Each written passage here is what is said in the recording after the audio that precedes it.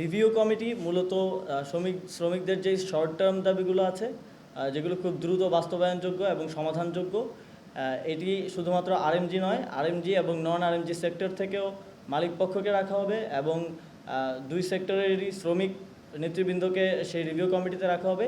একটা review committee আমরা দ্রুতই ঘোষণা করব। সেই রিভিউ কমিটিতে শর্ট টার্ম যেই দাবিগুলো আছে, যেমন শ্রম আইন কিংবা মজুরির যে বিষয়গুলো, এগুলো তো লং টার্ম ট্রাইপারট্রাইট যেই বৈঠক আছে তার মাধ্যমে, আলোচনার মাধ্যমে সমাধানযোগ্য।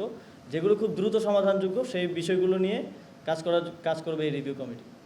স্বাস্থ্য মন্ত্রণালয় আহতদের চিকিৎসার বিষয়ে সহযোগিতা করছে এবং আপনারা জানেন স্বাস্থ্য মন্ত্রণালয় বৈষম্যবিরোধী ছাত্র আন্দোলন থেকে যারা কাজ করছে তাদেরকে দিয়েও একটা উপকমিটি করে দিয়েছে। এই কার্যক্রম চলমান আছে এবং শহীদদের ব্যাপারে একটি ফাউন্ডেশন করার ঘোষণা ইতিমধ্যেই হয়েছে। সেই ফাউন্ডেশন আপনারা কিছুদিনের মধ্যেই সেই ফাউন্ডেশনের যেই স্ট্রাকচার সেটা পেয়ে যাবেন এবং শহীদ পরিবারের সাথেও সাক্ষাতের ব্যাপারে আজকে সিদ্ধান্ত হয়েছে। সেক্ষেত্রে তালিকা প্রণয়ন প্রক্রিয়াধীন আছে, স্বাস্থ্য মন্ত্রণালয় সেই তালিকাটি করছে।